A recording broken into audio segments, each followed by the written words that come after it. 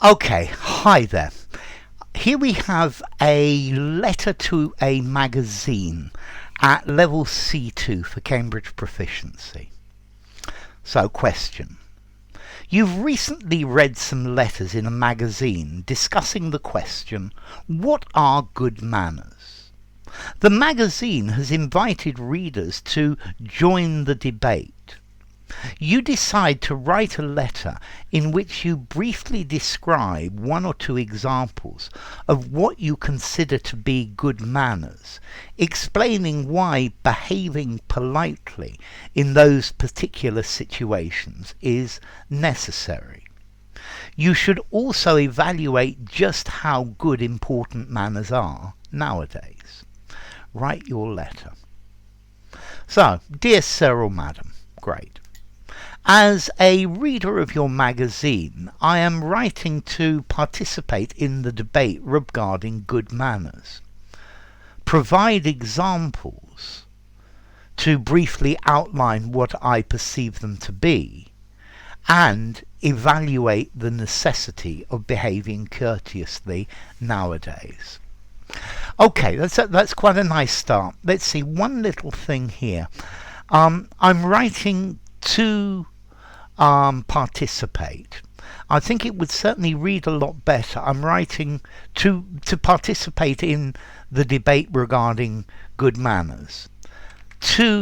I would be happy with this too. It makes it more cohesive. To provide examples to briefly outline what I perceive them to be, and to evaluate the necessity of behaving courteously nowadays. It just adds cohesion between these subsequent ideas and this reason of writing. Because also too, for the reason of, in order to. Good manners, being defined as polite or well-bred social behaviours, are of paramount importance to all of us, yet the significance of which is prevalently ignored and questioned nowadays, particularly by the younger generation. Okay, so first thing, where's this word behaviours? Okay, you can use behaviours, but I'm not a fan of using behaviours in the plural at all. I think behaviours, this sounds like a psychiatrist talking, the range of behaviours of the patient. And I think much more normally I would use just behaviour uncountable. Yeah, use behaviour as uncountable. It reads better, it feels better to me. So good manners, being defined as polite or well-bred social behaviour, are of paramount importance to all of us. Good. Yet the significance of which, yeah, I quite like this of which. Okay, so yet the significance of which is prevalently, good word, ignored and questioned nowadays, particularly by the younger generation. That's pretty good.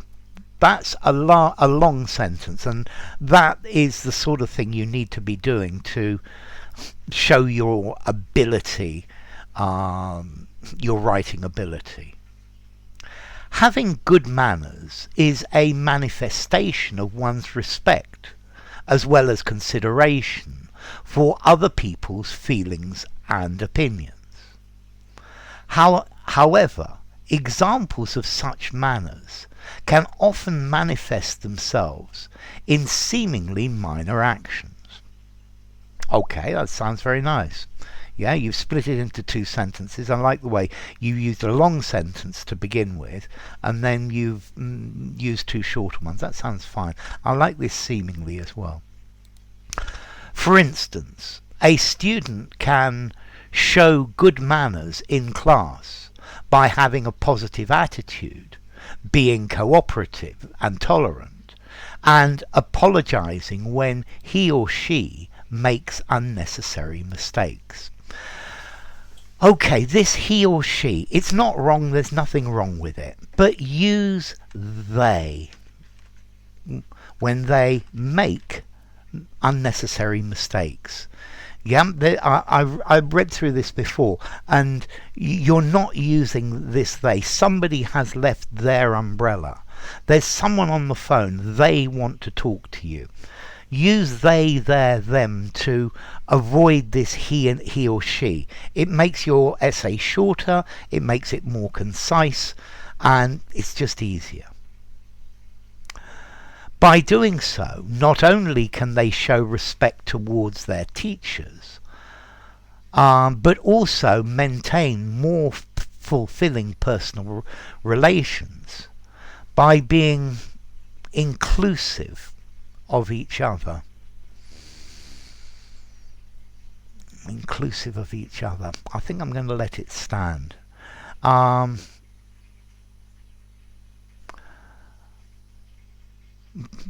Instead of each other, inclusive of everybody. Because that's the idea of inclusive, with everybody. Another example of this is to appreciate other people and express one's thankfulness by smiling, even to those who offer help in the least. Okay, well, firstly, smile. What's the preposition that goes with smile? It's not smile too. Even at those who offer help in the least. This doesn't fit. I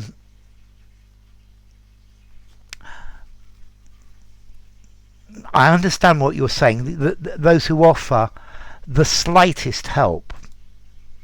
Yeah, to offer, I would say, the slightest help. The slightest help in the least. There now you can, the slightest in the least. Yeah, that would work now. This, it's optional to keep it, even at those who offer the slightest help in the least. I think I would probably just say the slightest help. It just sounds better. By writing letters of gratitude, one can express appreciation of others' assistance, and there is every prospect that others will be glad to oblige again in the near future. So what you're trying to do is to use this, that said others, that you can't use others here, because if you use others here, this is saying that different people, not the ones who helped you then, but somebody new will help you in the near future, just to get your thank you letter. So that, let's see, you could say that said others will be glad to oblige in the least. Although I feel that using this, that said others, this is giving it a very formal feel, and this letter has a less formal feel. I would give it probably something like a 6 in formality. That they prospect that these people will be glad to oblige again in the near future. I like the use of oblige, good word. Furthermore, if we evaluate the significance of etiquettes on larger scales, the more profound impact they have on people's well-being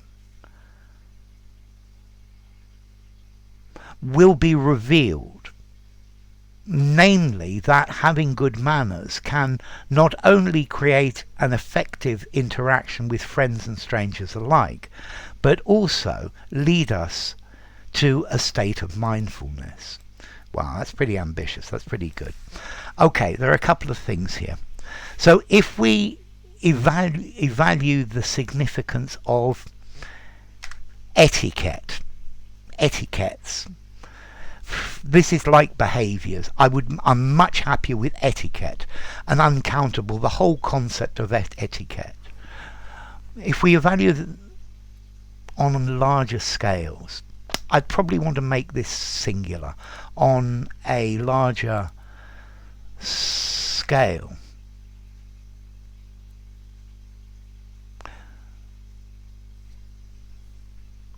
so if we evaluate the significance of etiquette on a larger scale, the more profound impact, it's this word more. Let's see, the deeply profound impact they have on people's well-being will be revealed. Namely, that having good manners can not only create. So firstly, can with that S is a bad mistake. It's not one you should have made. So, namely, that having good manners, I would lose the can. Namely, that having good manners not only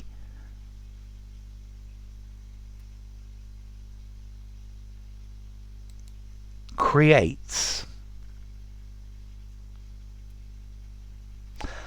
namely that having good manners can not only creates an effective interaction with friends and strangers alike, but also leads us to a state of mindfulness.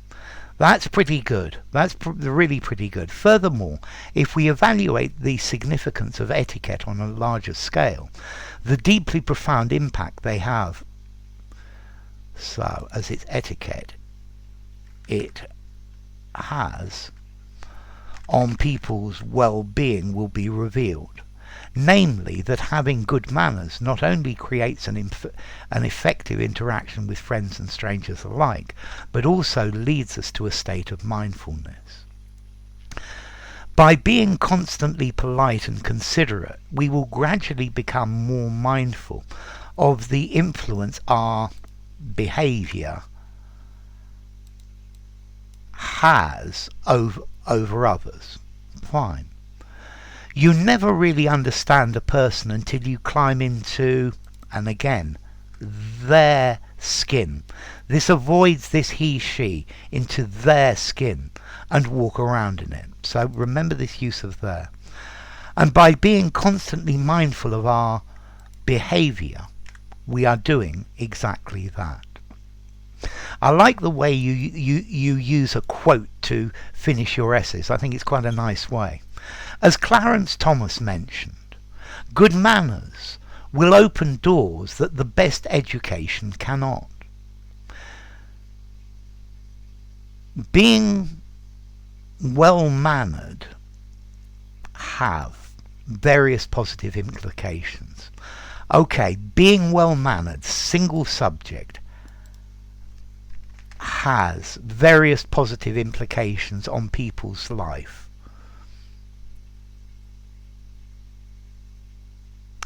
I would say people's lives, make it plural. Has various implications on people's lives. Whether it is the perpetuation of healthy relationships, the respect and acknowledgement expressed towards others, or simply the happiness experienced when behaving courteously. That sounds fine. So, whether it is, let's add a touch of formality, whether it be, nice present subjunctive, yeah, whether it is, easy, whether it be, is just showing another thing. Here we go. And more crucially, they increase our self-esteem, lead us to a sense of empathy and compassion, and hence to ultimate success in life.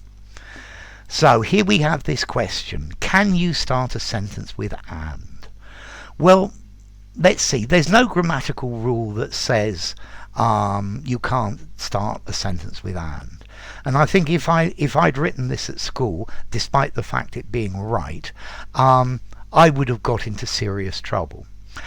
However, in my opinion, this is perfectly good because you've used and here with more crucially. If you just said and without this more crucially, I would have said no, no, no, no, no. But and more crucially, and this is a very good way to start a sentence with and. Yeah, it does add a touch of informality to it, but definitely. So because it's joining two ideas, yeah, and more crucially than what has been talked about above, and I think that works very well. I think it's good use of and starting a sentence. Yeah. Okay, so please consider the aforementioned argument. Okay, aforementioned, fine. Above mentioned as well. Please consider the aforementioned argument. Aforementioned, I think probably here better above mentioned.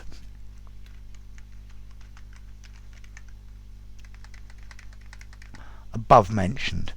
I think aforementioned is probably more suitable when in the middle of a paragraph, whereas above mentioned here you're talking about everything above.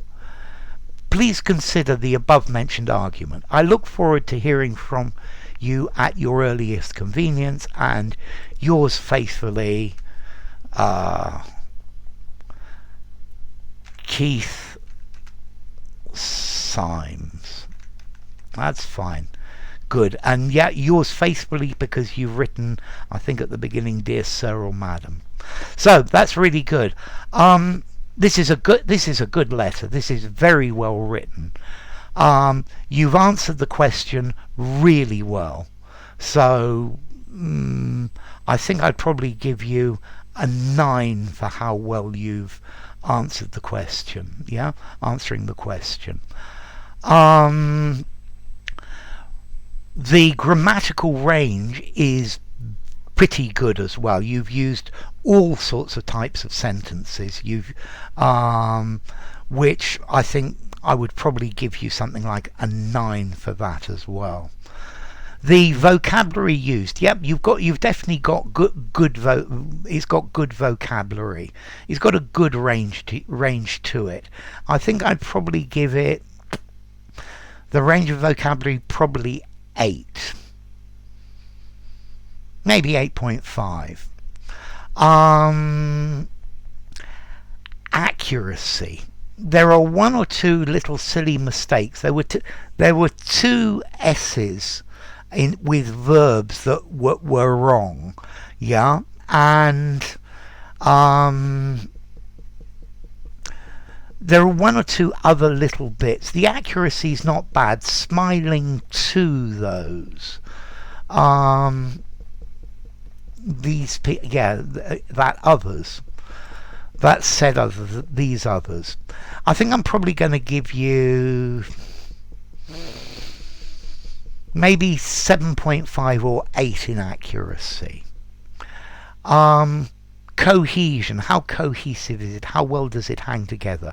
It reads very nicely, especially considering you've got long sentences in this. I think cohesion 8.5. So what am I going to give this overall? I think I'm probably going to give it an 8.5, 8.75 overall. This is a very good letter, and it's a good pass at proficiency. Well done.